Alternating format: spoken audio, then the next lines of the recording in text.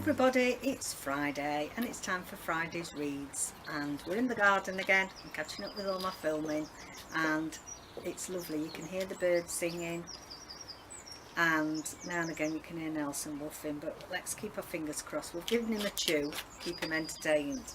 Okay, so sorry I've not done any short story reads for a few weeks. I'm just trying to put them in where I can. Can't always guarantee I can get one out on a Friday now because just real life gets in the way, going for appointments with David, and also it starts to get really busy for me for work now. Winter's quiet, but once the season starts I start getting busy, so I'll do it when I can. So what I want to just introduce is a new short story collection for you to have a look at, and this is called Nothing is Strange. And this is by Mike Russell. Look at that cover. The eye is on you, the third eye. 20 mind-expanding short stories, and they're a bit wacky. They are a bit wacky. I'm reading through these at the moment. I don't really want to choose one to read on camera because I do have some younger viewers, and I don't know, one or two of them perhaps aren't suitable.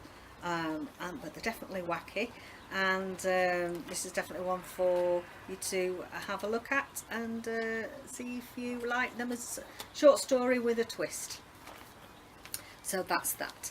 And then what I thought I'd do today is, it's not a short story as such, but because we're reading The Tidal Zone by Sarah Moss, and this is our buddy read, one of the comments that I've made to carry on is that I feel that there's sections of this that make an excellent short story.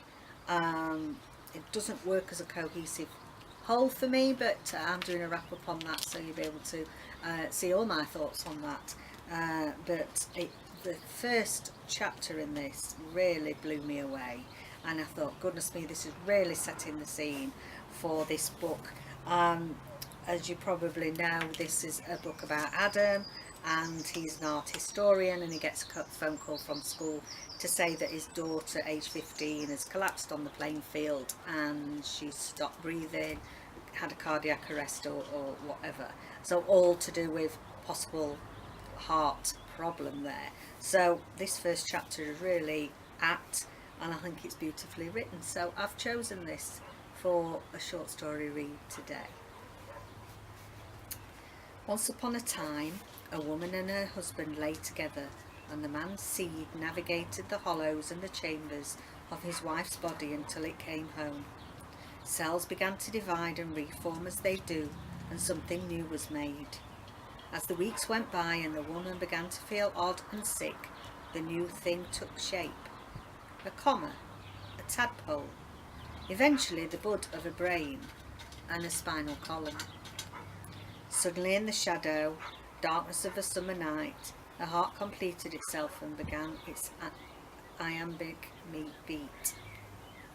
The heart beat while the new thing grew a head and arms and legs, while it began to flutter and then turn in the seas of the woman's womb. For a long time the creature floated free, tumbling and kicking, learning to listen to the rumble of voices, to dance to music coming from the bright world beyond. I've got a feeling he's just buried a bone or something. He's been up to something.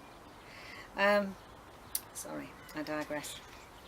When the woman swam, letting the water carry her swelling body, the growing being drifted and spun within her. When she walked, the small thing was lulled by the percussion of her footsteps and the constant thrum of her heartbeat against its own, the engine of the ship bearing it on. But as winter passed and the sun strengthened on the ground where the woman walked, as the snowdrops and the daffodils pushed through the earth and began to open apple white and yolk yellow, the creature found itself cramped.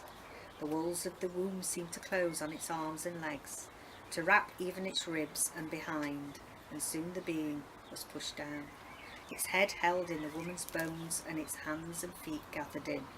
The woman no longer swam. She walked less than she had, and she and the little stranger began to be sore and cross. At last, one bright April morning, when white clouds drifted high in a blue sky and leaf buds beaded the dark, tired, grey trees. It was time for the woman and the new thing to part.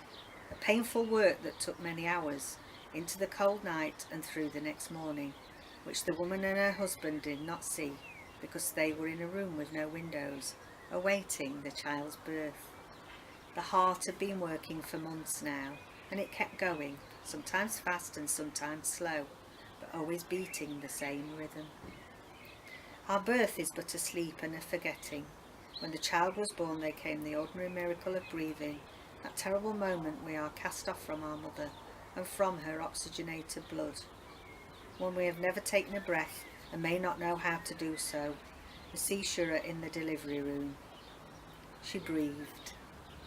The music of heart and lungs began and continued, and no one listened anymore. The child was a girl, but most important thing about her, that she was herself. She was someone new, someone who had not been before, and so, like all babies, she was a revelation. She throve in her mother's arms all through the summer, watching the shadows of leaves on the parasol that shaded her new skin from the sun, watching her own hands drift and dance. She learnt to smile, to look her father in the eye and smile. By concentrating hard, she learnt to close her starfish fingers around the things she wanted to explore. Stones, buttercups, the silk edge of her blanket. Suddenly one pale night, she learnt to roll over in her cot, and although it took her a while to learn to roll back, she began to work on lifting her heavy head. And all the time her heart beat, carrying the blood she needed to grow and learn around her changing body.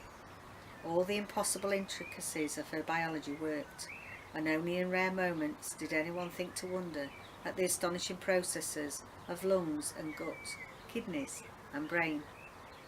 By the time the next spring flowers came, the child was learning to walk. Her father took her to the park, where she held onto a bench, surrounded by purple crocuses, and then confided herself to the earth and the air, launched herself across the grass in 4 staggering steps to his waiting arms. She was finding her words by then. Dada, bird, more, no. She learnt to hold a crayon and make her mark, to bat away anyone trying to feed her because she wanted to do it herself. She did not need to learn to dance, because she could already do that. We know now that the first time the music stumbled, the child was 5.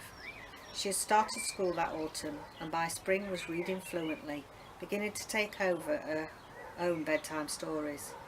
Although still uncertain about numbers and frankly not interested in learning to write, she was playing tag with her friends in the square of concrete that passed for a playground, running and shouting under a watery sky, her skin warm and her cheeks pink, while the supervisors pushed their hands deeper into their coat pockets. Her feet slowed, her muscles tired. Not enough oxygen, not enough sugar, not enough light. Fear. So, I thought that was beautiful. And yeah, that's from The Tidal Zone by Sarah Moss. Very much talked about on BookTube over the last year, and I actually think that first chapter, there's a little bit more than I've read out. That first chapter, beautifully written, and sums up the joy of really beginnings of new life and childbirth, and you know, the joys of being a mother.